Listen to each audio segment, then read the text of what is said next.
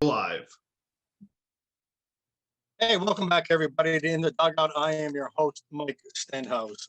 It's Thursday, and I am wearing my fire alarm orange shirt. That's my way of signaling to you that there is a fire alarm in this state, and most people don't even see it. It's one of those. It's not just an odorless, non-visual fire. It's a fire that a lot of people are fanning unwittingly. This morning, Governor McKee naively signed into law a $15 minimum wage bill in our state. Yesterday, the Senate moved aggressively forward with a hearing on the TCI gas tax. If you want to know why our state has the worst business climate in America, why we're the first in and last out of recessions, why we trail the rest of New England and the rest of the country so greatly in terms of GDP, gross domestic product growth, it's because we keep passing bills like the minimum wage and the gas tax, believing the myths presented by the left that we can increase labor costs on employers, we can increase energy costs on everybody, and that everything is going to be just hunky-dory. The narrative now supersedes the research, the historical and empirical data, and it's a sad, sad state we're in here in Rhode Island, thus this shirt, and thus this blank cap I will wear, because as much as I want to scream with my fire alarm orange shirt, there's really no words. I'm really speechless that our lawmakers can be so ignorant. I really am. And it's really, it's a blank stare I should have on my face, but my job is here to talk to you, so I have to talk to you. But really, there's no words to describe the blank feeling I feel about just the horrible direction our state is going. Today, in about 10 minutes, we'll be hearing from the director of the Rhode Island, Massachusetts chapter of the National Federation of Independent Businesses. Chris Carlosi is a real fighter for the small businesses in this state. And we're going to talk about the minimum wage and the TCI gas tax hearing yesterday. He and I both submitted testimony. I was only able to listen to a little bit of the hearing because we were doing our show. It was on the same time as our show. I think Chris had spent more time at the hearing, so we'll hear from him. And of course, at the bottom of the hour, at 5:30, we'll have Dr. Andrew Bostom on. Again, so a change of tone, I thought, in the weekly COVID press conference by Governor McKee, and especially from Director Scott. Still not to my satisfaction, but we'll talk about that with Dr. Bostom. We'll also review a clip and talk about the great webinar we had privately with parents Tuesday night, and that leads me into next week. So this is our last show. This next week on Tuesday, right here on this In the Dugout channel, you will hear that full 90-minute webinar with parents. Not sure we're going to start at 4:30. It's an hour and a half. Not sure if we're going to start at 4:30 or 5, but it'll be somewhere around there. But be ready. I mean, so many parents on that call said this is information every parent in the state should know. So we're going to put it out there. You know, we got agreement from the group. Put it out there next week. All right, just a little batting practice before I get into the main issues and before we bring on our guests. Just some quick hitters and batting practice here. Big news out of Iowa. The state of Iowa has basically banned critical race theory in their schools, and it has protected the rights of the unborn. So we had a discussion yesterday with Judge Flanders on the Supreme Court accepting the Mississippi court case, what implications that would have. So what's happening here, and Texas, signed by Governor Greg Abbott, also yesterday, big news in other states, signed a heartbeat abortion ban. It means once a heartbeat can be detected in the fetus and the baby, abortion is no longer legal. Will these laws stand? It's just going to bring more and more weight and importance to whatever the Supreme Court decides next year. They'll probably hear the cases over the winter and make a decision in about 12 or 13 months from now. But states are moving aggressively.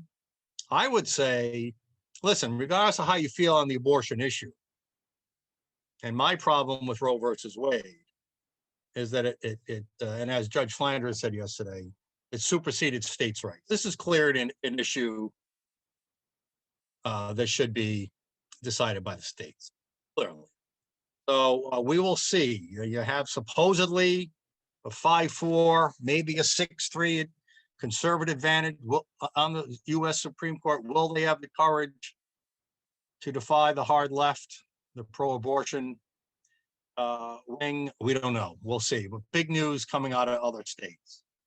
Also, very, very interesting in other states, Oregon.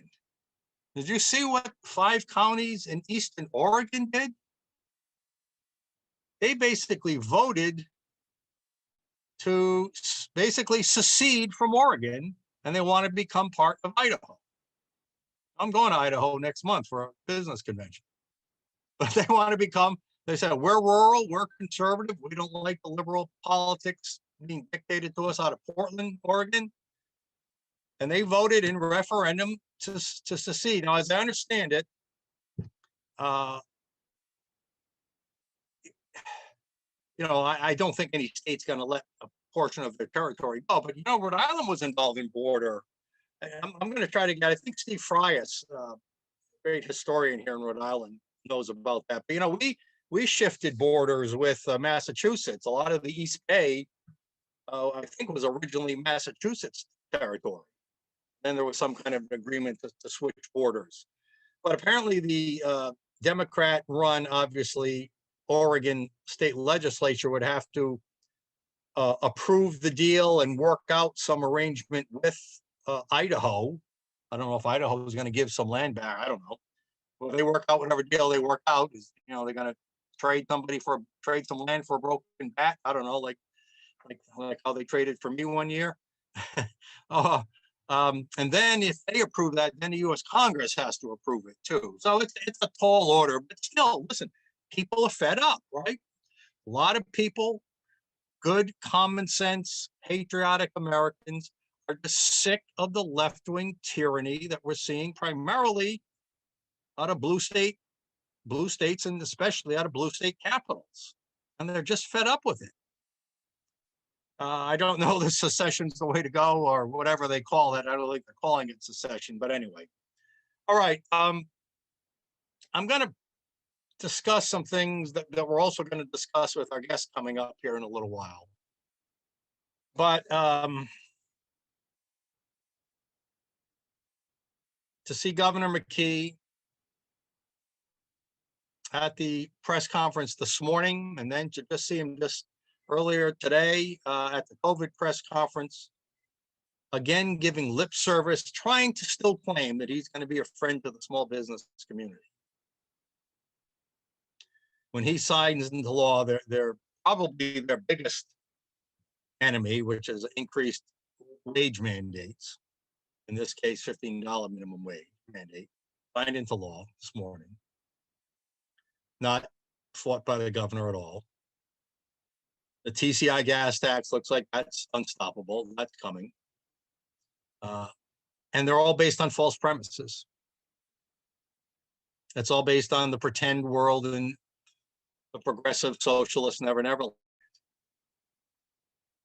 where they just believe that we can put these burdens on families and on employers. And they even claim it's going to create economic good. I mean, to hear Representative Anastasia Williams, I mean, she has zero understanding of economics. If workers are paid more, they'll spend more, and that will help the economy. First of all, there's going to be some workers lose their jobs or lose their hours because of this. Second of all, any more money they have to spend is less money that their employer has to spend. So you're just taking it out of one pocket to give it the other pocket, but you're reducing, you're increasing burdens on employers, you're reducing jobs and hours worked. And it is such a lame, ignorant argument, but yet people buy it. Yet lawmakers buy it. Do you buy it? And then I heard some of the testimony yesterday about the TCI gas tax put forth by, you know, the climate radicals at the Department of Environmental Management. I mean, it's insane. I mean, I believe it was Janet Coy. I was listening because you can't see anybody anymore. I came in late. Whoever the woman was from DM, I assume it had to be Director Janet Coy, basically said that by passing this bill, we can stop 80-degree days in Rhode Island from becoming 90-degree days. So first of all, you know, the weather only, we can affect the weather only in Rhode Island, and by little Rhode Island, by passing some anti-jobs, anti-employer, anti-economy bill, we can make a 10-degree difference in our state. Do you know that she even said that Rhode Island is warming faster than other states? Folks, do you realize how this is a director of a major department in Rhode Island believing this bull crap that little Rhode Island can make a difference somehow, and you got China out there polluting like a madman, that somehow little Rhodey is going to make any speck of a difference in the worldwide climate. And B, that Rhode Island is warming, like we have our own climate here in Rhode Island that Massachusetts doesn't have and Connecticut doesn't have. I mean, do you see the never land we're in? And the lawmakers sat there and said nothing. Nobody on that committee said a word. Oh gosh, we can't let Rhode Island warm faster than other states. My goodness. This is sick what's going on. So this is why I have fire alarm red on today.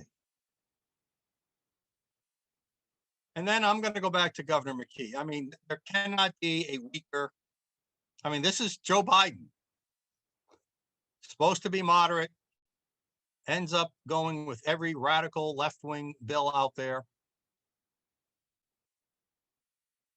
trying to defend it, and yet still giving lip service like he did earlier this afternoon at the COVID press conference that he's going to be a friend to small businesses.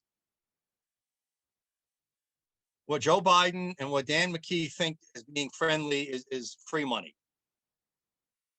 Not improving business climate, not reducing regulatory burdens and wage mandates, not creating more fertile soil so more businesses can grow more quickly, but just having government become their crutch. We're going to keep, you know, when he was asked about improving the small business climate today, he said, oh, we're going to give out some more grants. That's not improving the business climate.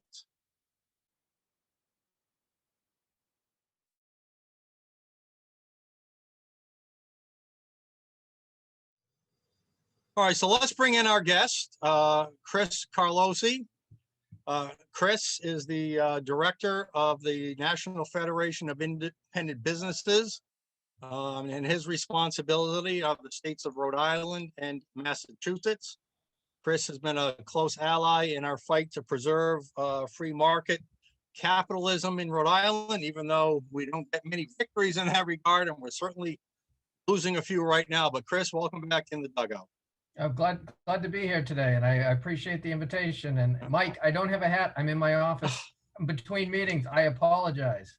Is that the second time you've been here without a hat? You haven't last time. That's the second time, and you know, I noticed it the minute I sat down, thinking, "Oh, Mike's gonna yell at me." I got to contact the general manager. Get a pink slip in your locker. Okay, that's all. Let's do it. All right, Chris. Bad day. I was saying in my opening, bad day in Rhode Island. Minimum wage, $15 minimum wage passed. TCI bill apparently steamrolling through the Senate hearing yesterday. Let's start with the minimum wage. Your thoughts on the direction the Rhode Island small business climate is heading? You can't hurt small businesses at a worse time than right now. Small businesses were hurt the hardest during the pandemic, and now we're looking at a labor cost increase for them. And I don't think lawmakers fully understand what that means. When you're trying to recover jobs, when you're trying to grow jobs after having your doors closed or your operations restricted for well over a year in some cases, now you're going to be asking people to hire back workers, bring them back into the workplace, and you're making it more expensive to do that. It's a major problem. Some of the industries hurt hardest by the pandemic: retail, restaurants, hospitality, travel and tourism. Well, those are the types of jobs that have minimum wage jobs. So you're going to see that increase in labor costs for small businesses. And what that's going to mean, it's just going to mean that job isn't created. It's going to mean that small business that didn't have revenue coming in for the longest time, well, they're not going to be hiring that person back, and it's going to hurt the person at the bottom of the wage scale. It's going to hurt that person who has the least amount of experience and who's just entering the workforce. And So that's it's the gonna great irony of this bill, is that many of the people it's intended to help are going to be the ones who are either going to lose their job or lose some of their hours. Let me ask you this on that. Well, it's not pure conservative play. We believe it's worth the compromise. We support increases in the earned income tax credit as an alternative to the minimum tax, not on its own, but which pay, where tax dollars are used to pay working people a little extra, and not putting the burden on employers. Now, you and I as conservatives don't like any form of tax, but some taxes are necessary. Do you think that the EITC, as an alternative, not in addition to, but as an alternative to a wage increase mandate, would be the better path to go? No, it's an interesting statement that you make, because if the goal of raising the minimum wage is to help the people who need more money in their pockets, well, that's a better route to go. If it's an earned income tax credit, if that's the solution, if it's trying to get to people who are potentially not receiving enough money and helping people who might be on the lower end of the income scale, well, that would be a more direct way to do it. Because how many minimum wage increases has Rhode Island had over the last, I think since 2016, it's gone up almost every year since. And have they brought people out of this poverty that they're talking about? No, because why? You raise wages, you raise labor costs, well, the price of products go up, the price of services go up, the price of everything around those wages goes up. Right, it does. It's going to lead to inflation for sure. So your dollar doesn't go as far. And that Absolutely. worker that may have gotten the raise, well, guess what? Their money doesn't go as far. And you know what also happens? Workers need a way to, the employers need a way to offset paying workers more. So what do? They scale back the hours people work. So you might be making more per hour, but you're not going to have as many hours at the end of the day, and you end up with less money. All right, let's talk politics a bit here. This is going to apply both to the minimum wage, the Act on Climate bill that was passed, last month that we disagree with, and the TCI gas tax, which is probably going to move forward in the next month. Behind the scenes, we have a new Speaker of the House. I was critical of former Speaker Mattiello because he claimed he was the firewall against the progressive left agenda, but yet he still let many pieces through.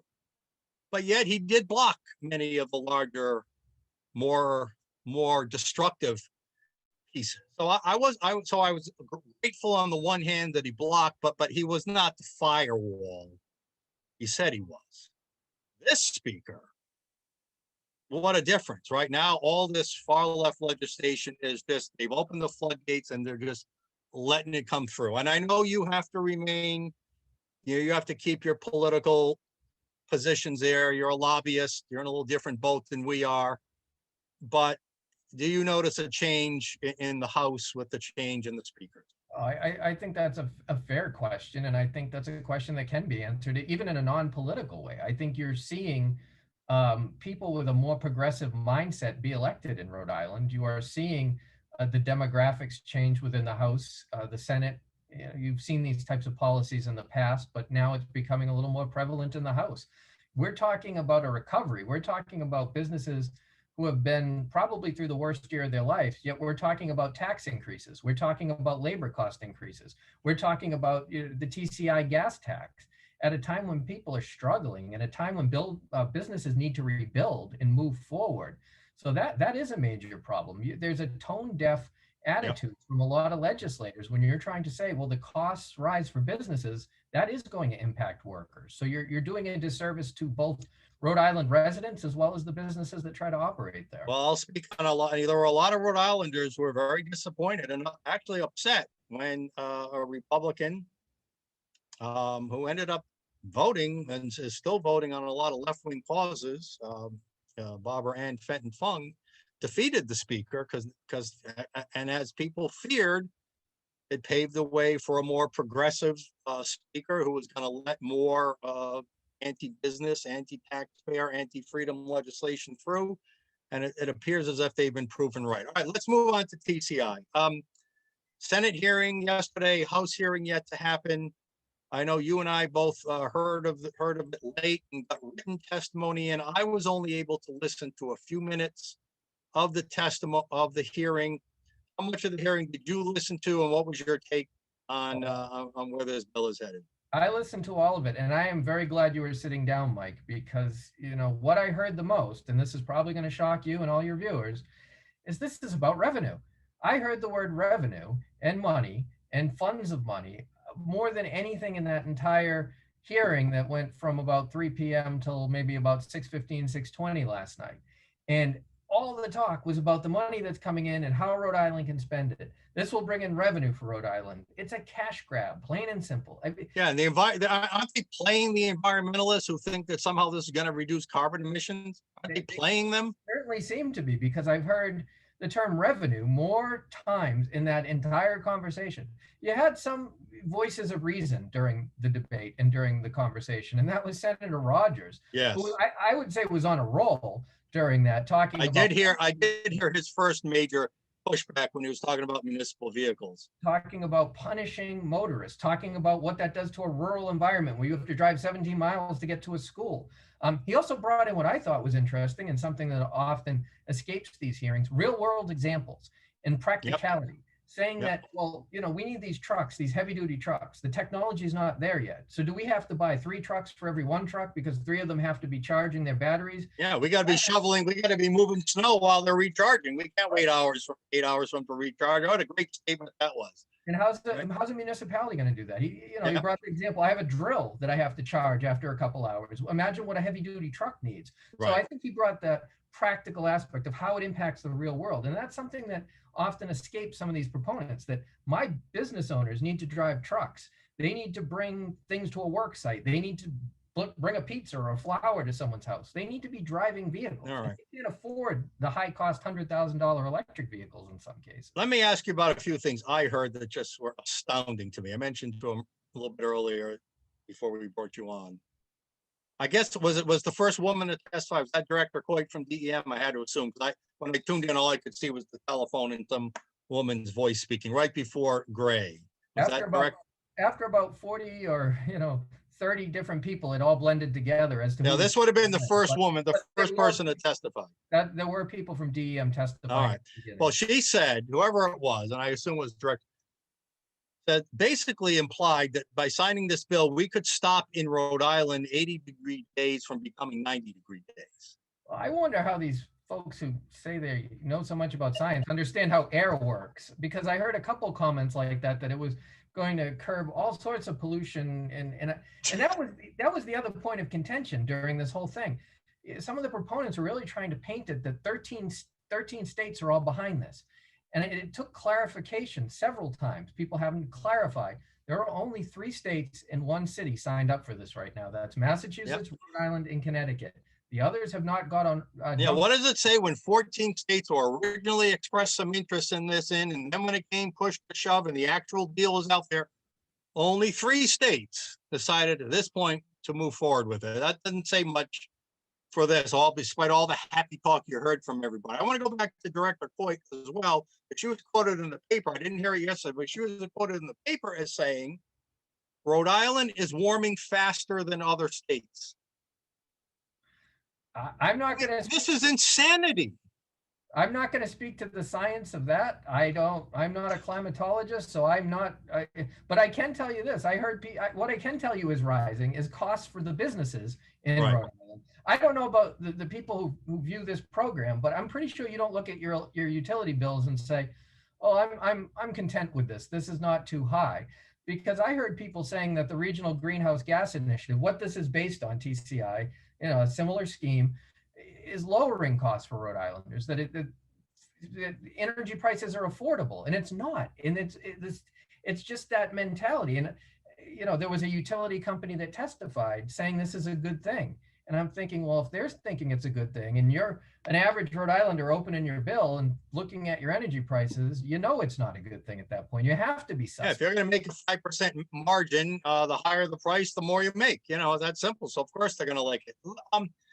We've been focusing a lot on cost, and as our research we've put out shows, the average family is going to pay about an extra, within about 4 or 5 years, will pay an extra $1,200 a year per family for the increased cost of gas and the increased cost of all the goods that get delivered by gas delivered trucks. That's going, we're going to have this inflationary effect on all goods.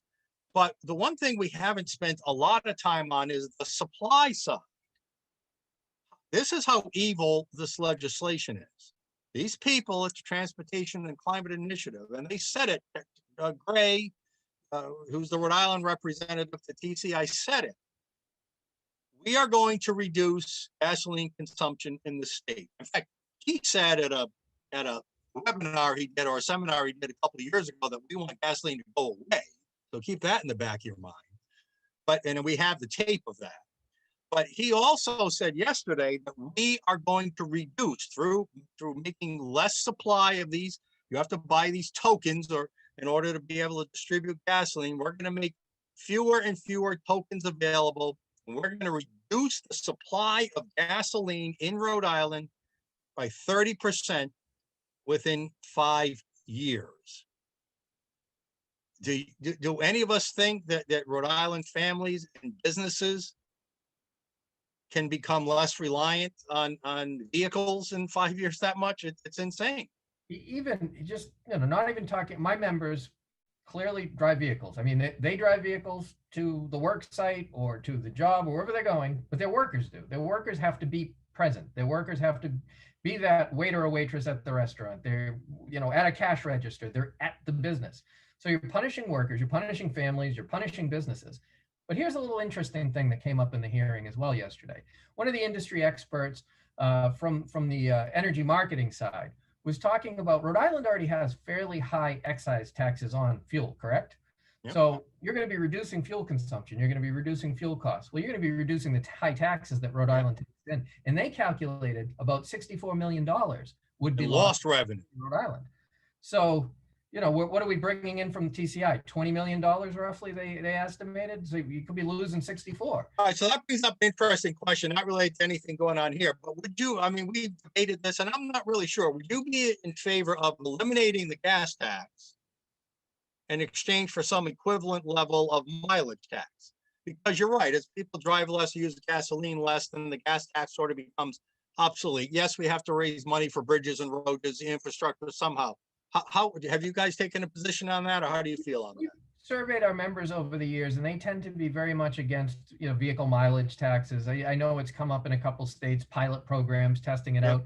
Our membership doesn't seem to like it. Some of them do a lot of driving. But was it specifically put to them in lieu of a gas tax? It wasn't put to them certainly not in addition to. It's more the concept itself. So I mean, it's an interesting comment, but thinking about everything that comes in from another state driving in, and all the trucks that go out there that need to bring those products into stores, you could be talking even higher costs, especially when we start mixing in things like TCI and what some of the other states require.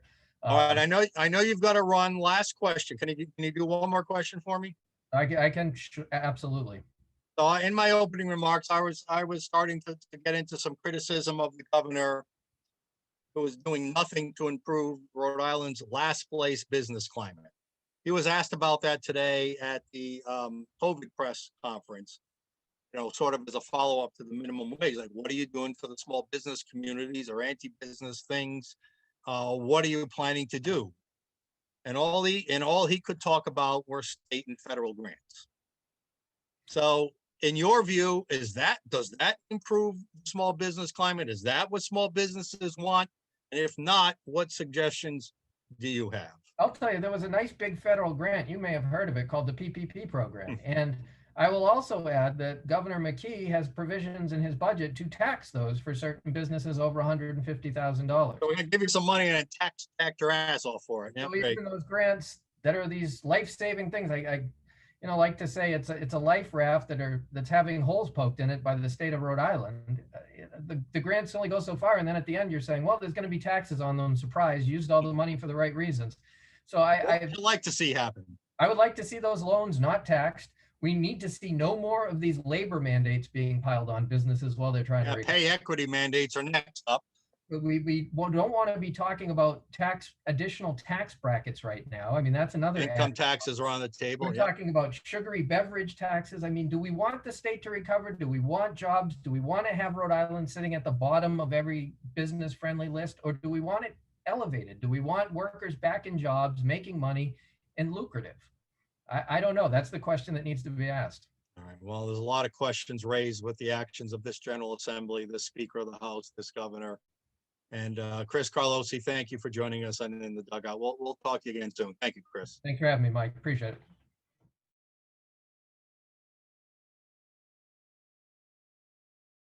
Okay, let's turn our attention back to the pandemic and the COVID-19. And of course, today was the weekly press conference by the governor and the Department of Health.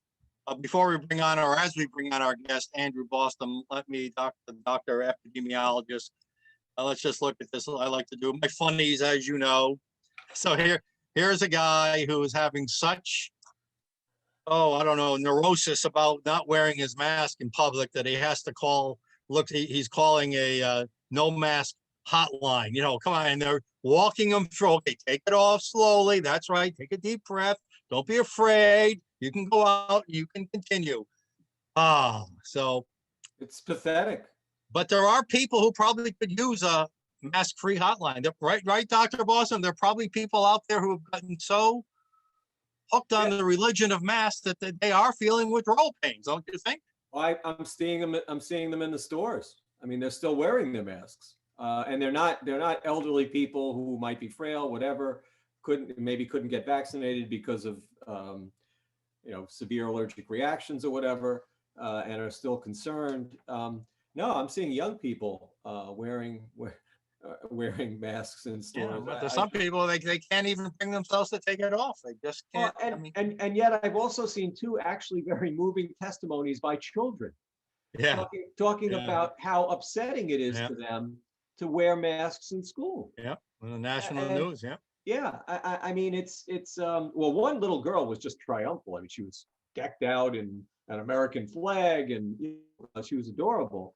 But the seriousness was belied by the message, maybe that this is just awful to do this to kids, and it's going to continue. Let's get your thoughts on today's press conference. Let me proffer it this way, and then get your. I thought it was. I don't know if you saw the same irony, and yet I don't even know, hypocrisy that I saw today, especially in Dr. Scott. Today, when it comes to freeing us from all these masks and vaccine restrictions, she actually started citing some research today. Not specifically, but not really. Not specifically. Not actually citing. But she didn't cite what she mentioned there was research. Of course, they never did that when they were telling us about all the restrictions they were imposing on us. So even if she wasn't more specific, it was a different tone, and I found it quite delicious. Didn't you? I'm gonna have to disagree with my host. I was that actually I found even more infuriating, because she's giving the imprimatur of quote unquote research without citing anything and describing anything. So to me, it was just more propaganda, beyond the fact that the conclusions of what she was saying just are false. I mean, we have to say things that are true and things that are false. what she was saying was that, again, was that naturally acquired immunity is inferior to vaccine-induced immunity. Yeah, and she was specifically saying it doesn't help against the variants. And that's just untrue. What does the data show? The data show the opposite. That in fact, both the real world clinical data and the laboratory data show that you have a more robust and flexible immunity post-infection than you might get from the vaccine. I mean, it's just, or at least it's equal, and it's probably more long lasting, because there's been a lot of disappointment, particularly in older age groups who are most at risk, about the T cell response to the vaccines. All right, but let me drill down on that, because what she was saying, and as I understood it, you might have had an infection and built an immunity against the original strain of the virus, but that doesn't mean it's going to protect you. Yeah, and that specific variant strains. Is that specific claim is false based on laboratory evidence. Wow. And based on epidemiologic evidence. Wow. Israel was beset by the B117 variant.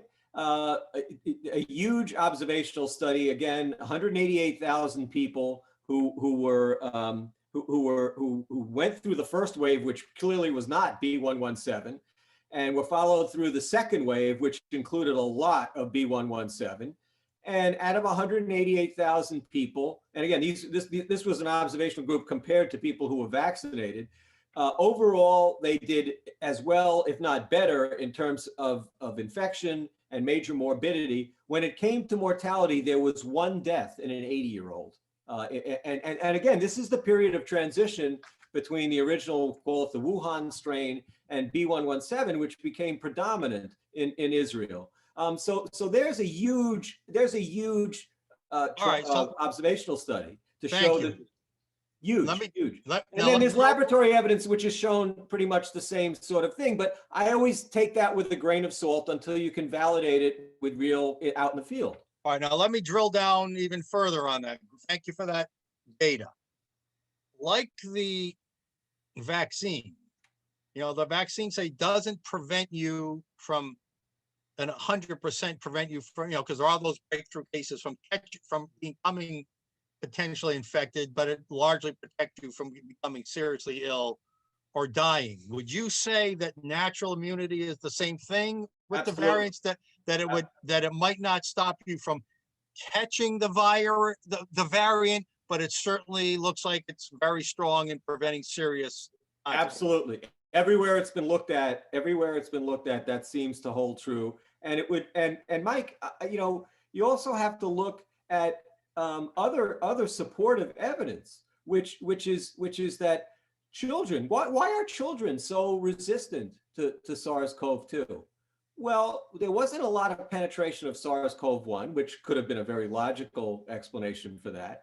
They're constantly exposed to even more distant human cold-causing coronaviruses.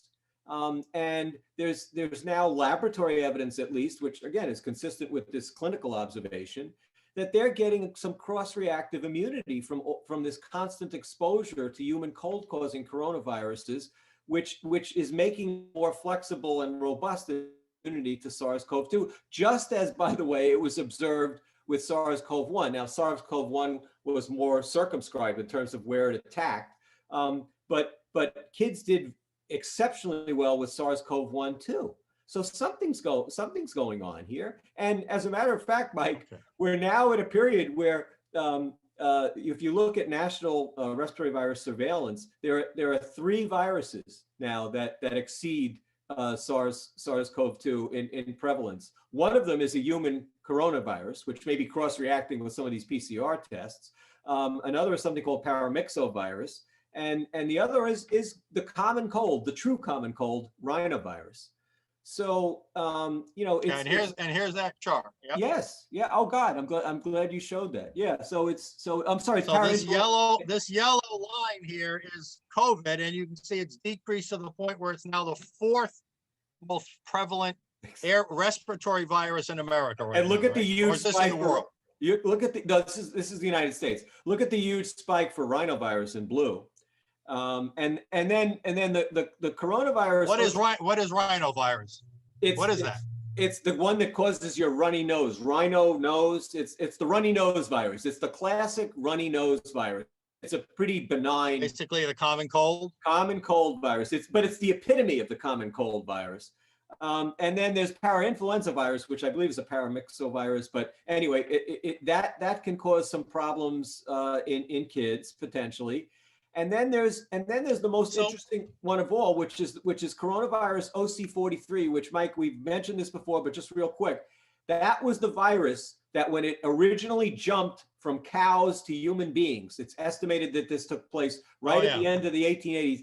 That triggered a worldwide pandemic, and it's become tamed. It's an endemic circulating cold causing virus now, which hopefully we're on the way to seeing with SARS-CoV-2. All right. So why do we have this inverse relationship between the rise of COVID and the fall of COVID, with the fall of other influenza and now the rise of those influenza? Why is there an inverse relationship there? It doesn't seem to make practical sense to me. Well, I mean, the explanation has been, and it's just a theoretical explanation, is that there's actually competition between the viruses. Viruses and hosts are constantly competing, and that well, we saw this with H1N1, where rhinovirus. Again, it's nice to have something that's truly benign competing. Where rhinovirus actually might have blunted what they expected was going to be the second wave of H1N1 in 2009 to 10. And then they go in the laboratory and they look and they say, oh, gee, rhinovirus seems to stimulate some specific immune responses like interferon production in cell culture. And if it's doing this in the nasal passages, for example, that would potentially block the transmission of other viruses, whether it's H1N1 or now SARS-CoV-2. Interesting. Never thought that viruses would compete that way. Interesting. Okay. Yeah, it's Mike. It's very. I will say it's a very theoretical discussion, but it's been put out there. All right. Okay, fair enough. I want to go back to a couple new pieces of information you sent. I talked about it very briefly alone on my show. Now I want to talk about it with you. And one of them was a tweet you put out yesterday. You know, where we've been here, we didn't hear it today, I don't think, but we've been hearing how dangerous COVID is for young kids in this state. And we through your work and your on the Matt Allen show as well, and Matt doing his work, they've confirmed there's not been one pediatric death in Rhode Island that you could attribute. Right, and Matt just doubled down on that today, right after the presser. He doubled down on that. And then I called in and I asked him to elaborate it again. And basically what he explained was that he contacted the Department of Health. They said so they started off by saying that there are 3 associated deaths. Then 2 they determined were purely incidental. And then the third, they really don't understand. They say it's indeterminate. They don't understand it. And so Matt said, well, as of now, is it fair to say that there's not a single death in Rhode Island that can be attributed to COVID in the pediatric age range? And the spokesman, I believe his name is Joseph Wendelken, he said yes, that's a fair assessment. Wow. Now, Mike, there are Arkansas, Alaska, District of Columbia, Maine, New Hampshire, South Dakota, Vermont, Wyoming, in addition to Rhode Island, according to the American Academy of Pediatrics website, that have reported 0 deaths. Now, Rhode Island does not contribute all of its data to the American Academy of Pediatrics for whatever the reasons are. But it would not be inconsistent with all those other states, which are, I think only Arkansas is actually considerably bigger than Rhode Island. These are all small states in population, all with zero. So now let's look at this other piece of data. And I think these are national figures. The CDC admits that of the cases, hospitalization, supposedly of pediatric age kids, that maybe 40 to 45% of those were bogus. Okay, so let me tell you what you're looking at. You're looking at one of 2 studies, I believe. This is just the part of it cut off. But anyway, there were 2 studies just published in Hospital Pediatrics from major academic centers that deal with large pediatric populations. One was in California, the other, I believe, in New York. And what they found was that there is, in fact, this gross overcounting of admissions, and that by the time they go through the medical records and go through the histories and laboratory, yeah, these kids may have tested positive for SARS-CoV-2, but they were not the cause of their hospital admission. They had other much more predominant conditions which caused their admission. And this is very consistent with, there was this famous or infamous statement that Dr. Scott made back at the beginning in one of these unmasked, pressers that they had back then, where she said, well, I'll give you an example. If someone comes in with a sprained ankle, they could still be and they test positive, they could still be classified. So it's along the lines of that kind of evidence. Tara Granahan claims that she put out a tweet where she said that when they were doing their fundraiser last week at WPRI for Hasbro, that she was speaking to a pediatrician who said that the admissions, even though there were something like 100 admissions, there were no deaths. So we're getting, and I would say, based on these data, well, who's to say that 40 to 50% of those admissions weren't really COVID? They were just tested positive for COVID. Right. All right. So the bottom line to that is what we already knew was a minuscule risk to pediatric age children is probably even lower by another 40 to 50% risk because of this new data that came out. Well, and the other risk of adverse impact. In terms of hospitalizations, yes, that's maybe the new piece. What's really, to me, insidious is that I remember going through the slide presentations. It's a two-step process for the EUA. So they grant the EUA, and then they have a vaccine committee at CDC, FDA, whatever, review the data and give or decide not to give their stamp of approval to the EUA. And the slide presentations, when they approved it, the Pfizer vaccine to go down to the 12 to 15 years old age range, was dominated by this discussion. They can't deal with mortality because the CDC data are signed and sealed in terms of, I think it was 6-fold higher mortality for H1N1 flu, over 1,200 deaths versus, by the time you winnow them out, maybe 200 deaths that are true COVID deaths nationally. And because the CDC itself has said 35% of those deaths are bogus. There's no causal pathway. So they can't present you mortality data because they know, and they know it's not even just H1N1, seasonal flu. So what they said was that, oh, wow, we're tracking at more hospitalizations for COVID-19 than even the 2009 to 2010 H1N1 pandemic. And it's a completely illegitimate comparison because those hospitalizations, we were in a different era. It was a clinical case scenario. Those were clearly flu. Those were based on clinical criteria, and then you test to see if the person was, if the child was positive. Not this mass testing. Apples to oranges. Apples to oranges. Exactly. It's a completely bogus comparison, and that's why the publication of these papers. There were companion papers, Mike, in the same issue of Hospital Pediatrics showing the same thing. This is very important. So suffice it to say, it is very important that as we advised on our private, and I'm going to play a clip here in just a second. Sure. From Tuesday night's webinar. And again, thank you for your time and great advice, you and Dr. Michelle Cretella that night. The parents really appreciated it.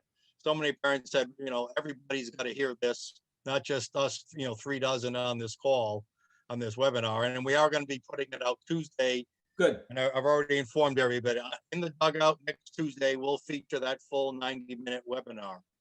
But so this just gives these data we just looked at, gives more validity to the recommendation that you and Dr. Cretella both believe that there's more risk in this case to the vaccine for young children or healthy teens, even college age kids, than there is of the virus itself. But well, Mike, but- Mike, I actually quantified it.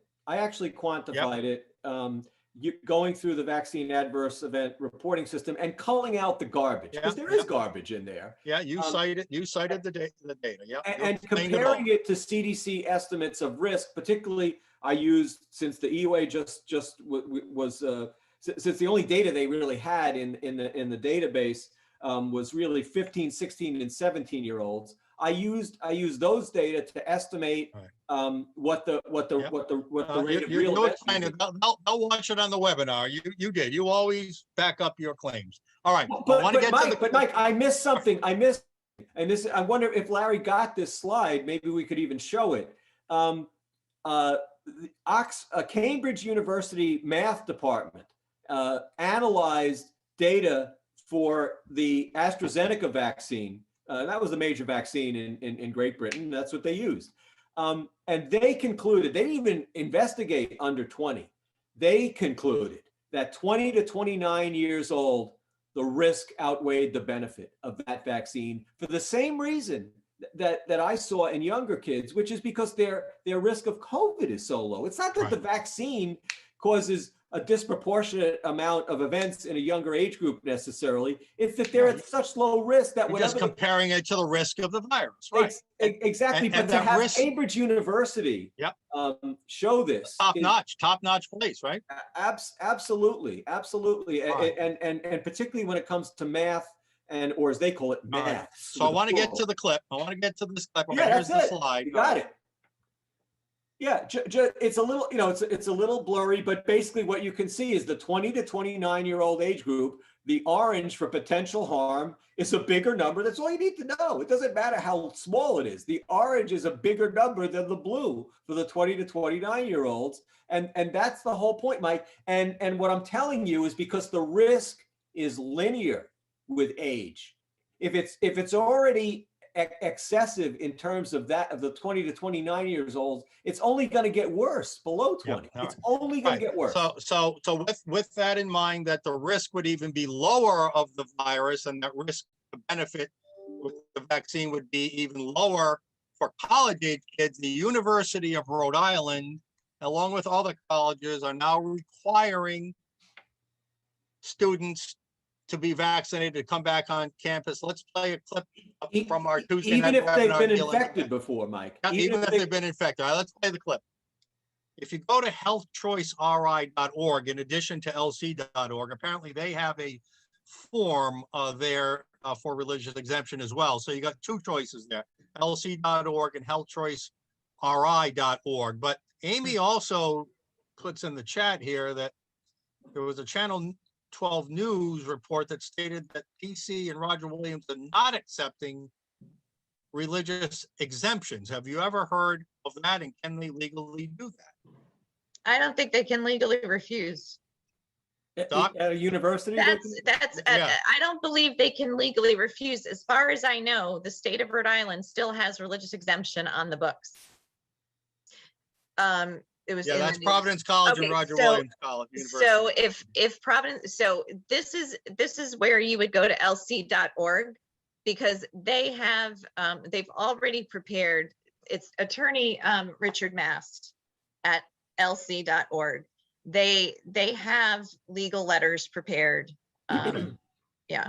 Now here's something that Scott brings up. Actually, someone in the chat said URI is not requiring, but strongly encouraging. I received, because one of our other sons, the URI is requiring as of today, I believe. It's requiring. Yeah, they put out a notice today. Now Scott writes, and he works at Brown, I know, that there's a consequence to that. If you fill out a religious exemption form, then they're going to ban you from participating in sports and maybe other activities. So yeah, okay, you don't have so the vaccine, that, but we're again, the mess. So again, unfortunately, we're in the position where we have to fight.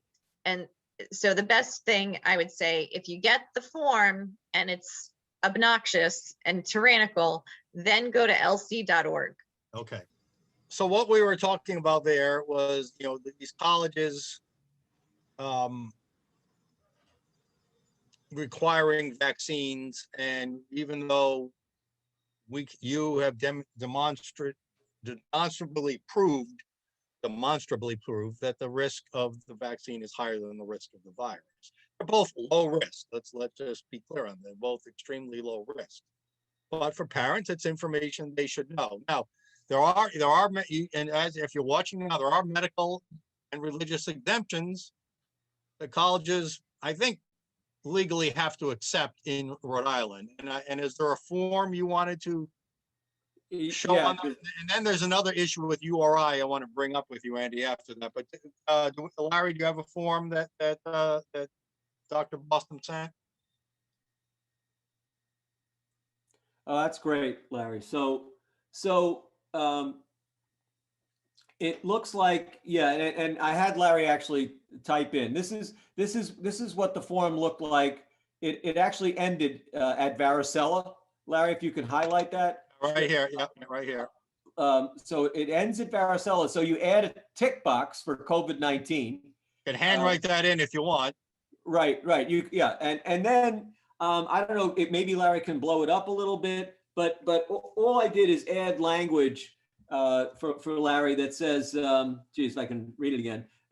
Natural immunity afforded by a prior COVID-19 infection is at least as robust and perhaps longer lasting and more versatile than provided by current vaccines. Vaccinating those previously infected with COVID-19 also increases their risk for adverse vaccine reactions. And in other words, Mike, they have their standard contraindications above that. You just add that language as a contraindication for a person. The issue is really arising in kids who've been previously infected. That should be a slam dunk medical exemption. And you can just replay this and grab that language if you'd like, if you want to distribute it around anybody. So you know what? If Larry could send me back the form, I'll just post it on my website as a downloadable PDF. And we'll put it on our website too. We'll have to do that. But parents, be aware. It's one of the things we discussed Tuesday night, that you do have tools. If you don't want your child to get a school, to meet some school mandate about vaccines, whether it's high school, middle school, college, you do have tools. You do have the option to claim a medical or religious exemption if that works for you. All right. University of Rhode Island is one of the groups that, one of the schools that is mandating, and they put out a comment on their website that we talked about the other night that I want you to talk about here right now, Doctor. Okay. So this is actually, I pulled this from the University of Rhode Island website. While receiving the vaccine is an important public health measure, it does not replace the essentials of mask wearing, hand washing, social distancing, staying home when sick, blah, blah, blah. What say you to that? The vaccine. It's a little vague, Mike. But certainly it seems to be implying that they may require mask wearing, and social distancing. I don't mind the staying home when sick. That's the only one that's actually proven. Right. But isn't that what the vaccine's supposed to do? Make you be able to be free to go out in public again. Well, right? And that's the same thing that recovering from the infection is supposed to do. Right. So, exactly. That's bizarre. Vaccines are supposed to free us from most of these supposed mitigation restrictions, and they're saying no, we're still going to keep those other restrictions on you, vaccinated or not, previously infected or not. Right. Well, that is actually bizarre. Was that because that wasn't in the initial statement that they issued? It was a very brief statement. No, but it's from their website. It's from their website. Okay, because the original statement was bad enough because they were the only university that I've seen so far that specifically excluded a medical exemption of previous infection. They put that into their original announcement. In other words, they don't care if you claim that you've been previously infected or can document that you've been previously infected. Yeah, the fact they don't acknowledge and recognize these medical realities is really, not one state official, health official, college official, mayor, high school has ever acknowledged that there are these different conditions. Oh, that by the way, the people are in. CDC, Walensky is starting to talk about it a little bit. Is she? I think they're getting a lot of pushback. But All right. what they're doing, it's obvious why they're doing this, Mike. It's just another cudgel to beat people with to get them vaccinated.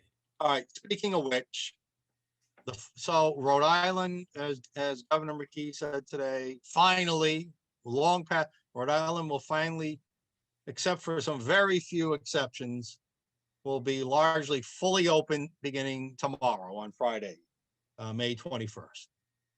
But yet, the state of emergency, the declared state of emergency persists. In terms of epidemiological data and research, is Rhode Island in an emergency situation still?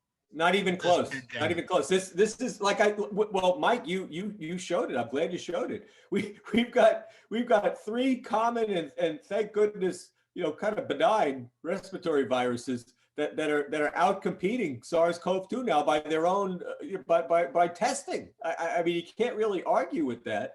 And then these are the numbers that count. 0.7 positivity rate is the most recent one. 71 people hospitalized, and the last 2 days in a row, I haven't seen this in a long time, 0 deaths. Yep. So here's how the caseload has gone down. Here's how the deaths are down, almost non-existent. Here's how hospitalizations are down. Here's how daily hospitalization admissions are down, and here's intensive care all the way heading down to Mike, 0. Here's positivity rate right here. Right. Well, today they reported 0.7, but can we talk about something? Yeah, we got 1 minute left. Go ahead. Yeah, the impact. It's very interesting that keep this one up there. The vaccine. Sorry, the one you just had. Sorry. Go ahead. So bear in mind. Now is the blue is the rate. Blue is the blue is the rate. Yeah. All test takers. The yellow is first-time test takers. Yeah. Right. So we had clearly peaked before the vaccinations even began, and let alone before they had time to take effect. Can we also show the hospitalizations? That just shows the So there it is right here. Right. Hospitalizations. Oh, go down one. Because there's the line is not there with the date that they're indicating. Yeah, here's the vaccinations. New admissions. No, this is a new hospital admissions per day. Okay, whatever. It's a good enough target. Total. Yeah. Right, but the line would be right about at the peak or so. We had certainly reached at least the plateau, and we're probably on the way down before the vaccine would have had any impact. Right, because we're reaching herd immunity anyway. Right? Well, we're reaching a lot of. I wouldn't say herd immunity, but we were generated. We had generated a lot of immunity, naturally acquired immunity, well before the vaccine had any opportunity to take effect, and it had certainly caused the plateau, and we were on the descent. I would say, so. Look, I mean, really, it's the governor today says, I just extended the state of emergency executive order for another month.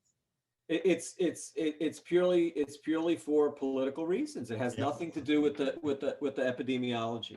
Right. It really Dr. Bostom, thanks again always for your sage advice, and have a wonderful weekend. We'll talk to you next week.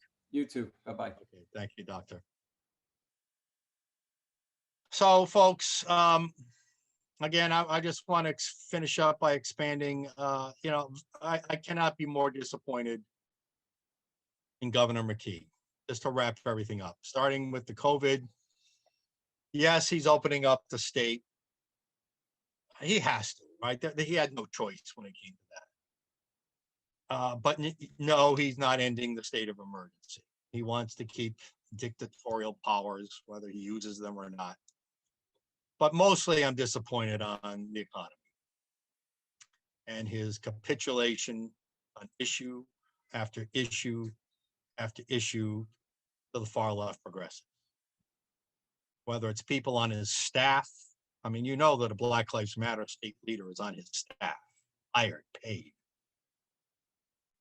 That he's buying all this climate stuff and signing bills into law and supporting bills. Now he's directly going against small businesses with this signing into law, this minimum wage hike. As we heard with Chris Carlosi, there's going to be pay equity mandates coming and other mandates and regulations coming that will crush the business community.